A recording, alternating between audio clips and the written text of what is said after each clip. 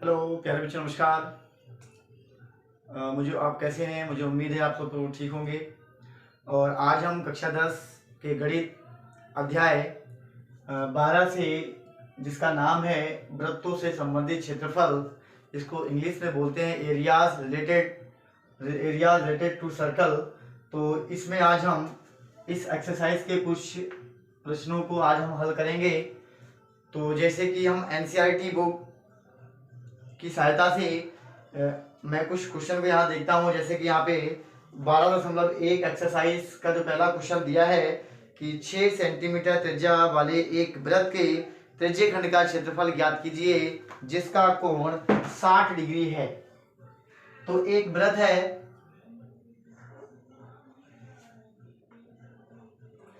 है, हमारा, और वृत्त के केंद्र से 6 सेंटीमीटर त्रिज्या का एक त्रिज्यखंड बन रहा है जिसका कोण 60 डिग्री का हमें दिया है।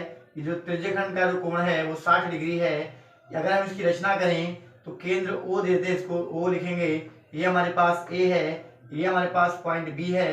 अब दोनों साइड से AO और OB जो है हमारे पास त्रिज्या के रूप में है, जिसका मान हमें 6 सेंटीमीटर के रूप में दिया गया है। तो अब हम इस क्वेश्चन को हल करते हैं। तो यहाँ पे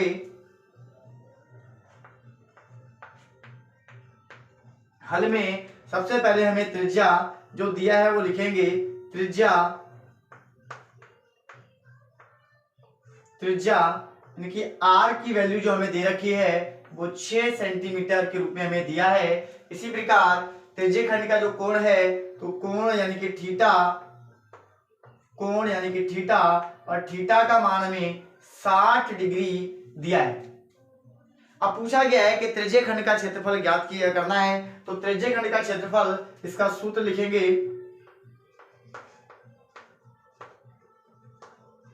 त्रिज्यखंड का क्षेत्रफल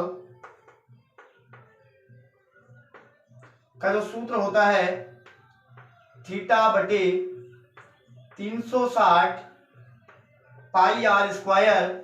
तो यहां से त्रिज्यखंड का जो क्षेत्रफल हम निकालेंगे तो थीटा की जगह पे 60 को रखेंगे।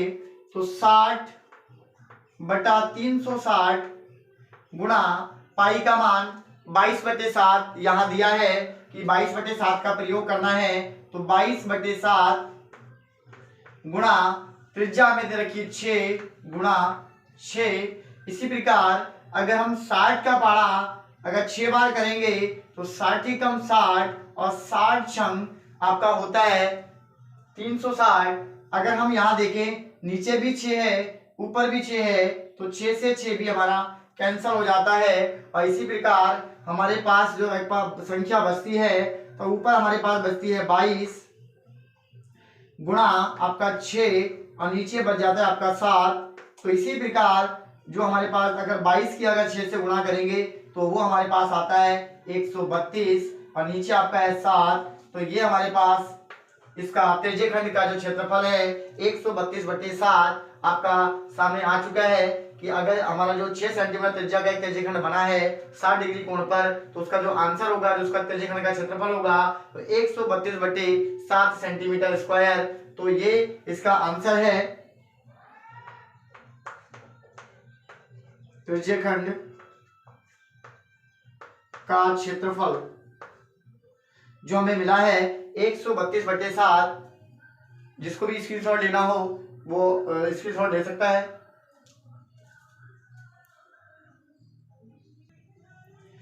अब हम दूसरे प्रश्न को हल करेंगे। जैसा कि प्रश्न में दिया है, एक वृत्त के चतुर्थांश का क्षेत्रफल ज्ञात करना है, जिसमें आपका वृत्त की परिधि हमें दे रखी है। तो सबसे पहले हम एक वृत्त की रचना करेंगे। एक वृत्त हमने लिया है। अब वृत्त चतुर्थांश का मतलब होता है वृत्त के 4 भाग में से एक भाग। अगर हम इसको व्यास के रूप में बांटेंगे तो आपका एक व्यास आपका हमारा यहां से होगा, वृत्त का एक व्यास ये है, और एक व्यास हमारे पास यहां से मिलेगा। तो इस प्रकार जो बनेगा, ये 4 हिस्से हमारे पास वृत्त के बन जाते हैं। एक हिस्सा, दूसरा हिस्सा, तीसरा हिस्सा और ये हमारा चौथा हिस्सा। इन 4 हिस्सों में से आपका एक हिस्से का क्षेत्रफल हमें ज्ञात करना है और इसी को बोला जाता है चतुर्थांश। यानी कि यहां से हमें ये वाला हिस्सा एक निकालना है जिसका परिधि हमें दे रखी है। तो यहां लिखेंगे क्वेश्चन नंबर 2, वृत्त की परिधि, वृत्त की परिधि हमें दे रखी है 22 सेंटीमीटर। तो इसी प्रकार जो चतुर्थांश में अगर हम कोण की भी बात करें तो किसी भी चतुर्थांश का, किसी वृत्त में बने चतुर्थांश का जो कोण होता है वो 90 डिग्री का होता है। तो यहाँ से हम अगर इसकी बात करें तो चतुर्थांश में जो आपका कोण बना है वो 90 डिग्री का कोण बना है। तो यहाँ पर हमारे पास परिधि हमें दे रखी है 22 सेंटीमीटर और हमें इस चतुर्थांश का क्षेत्रफल ज्ञात करना है। तो चतुर्थांश का क्षेत्रफल ज्ञात करने के लिए हमें वृत्त की परिधि की सहायता से पहले हम इसका त्रिज्या निकालेंगे कि यहाँ से आपकी त्रिज्या केंद्र तक कितनी है। यहाँ पे हम O मानते हैं, यहाँ पे आपका P और ये हमारे पास है Q। तो यहाँ से हम PO और OQ की पहले त्रिज्या निकालेंगे। तो यहाँ से हम लिखेंगे आपका वृत्त की परिधि के सूत्र की सहायता से, वृत्त की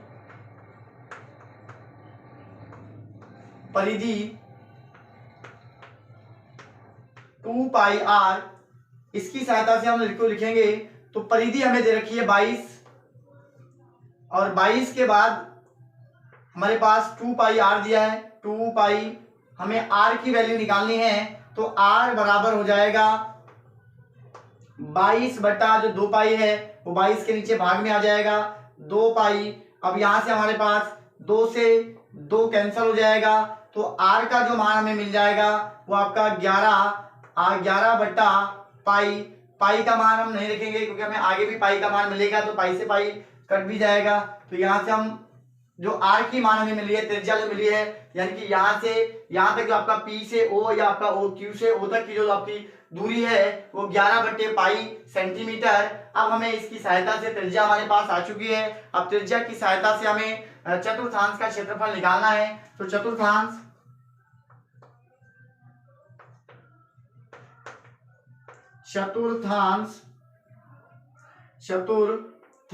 का क्षेत्रफल अगर हम बात करें तो होता है हमारे पास 1/4 पाई r स्क्वायर। तो 1/4 गुणा पाई गुणा, यहां से हम इसको रखें तो ये हमारे पास हो जाएगा 11 बटे पाई गुणा 11 बटा पाई। एक पाई से एक पाई कैंसिल हो जाएगा। तो इसी प्रकार हमारे पास यहां से मिलेगा 1/4 गुणा 11 और 11 की अगर हम गुणा करें यहाँ से तो 11 में होता है आपका 121।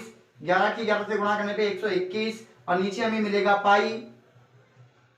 अब हम पाई की वैल्यू रखेंगे 1/4 गुणा 121 और नीचे हमारे पास हो जाएगा 22/7। अब जो 7 हमारे पास यहाँ नीचे आया है तो ये 7 जब इसको हम हल करेंगे तो 7 हमारा 121 के साथ जाएगा। तो यहाँ से हमें चतुर्थांश का जो क्षेत्रफल मिलेगा 1/4 गुणा 121 गुणा आपका 7 और नीचे आपका आ गया 22। इसी प्रकार अगर हम यहाँ से इसको कैंसिल करें 11 के पारे से तो 11 दूनी 22 और 11 की जब 11 से गुणा करेंगे तो 11 11 में 121। तो चतुर्थांश का जो क्षेत्रफल हमें मिला, चतुर्थांश का क्षेत्रफल बराबर 11 सत्ते 77 बटे 4 दूनी 8 सेंटीमीटर स्क्वायर। तो हम एक चतुर्थांश का क्षेत्रफल निकाल चुके हैं कि 77 बटे 8 सेंटीमीटर स्क्वायर। तो इसी प्रकार अगर वीडियो अच्छी लगी हो तो लाइक करें और जो चैनल पे नया हो तो सब्सक्राइब जरूर करें और ज़्यादा से ज़्यादा कमेंट करें।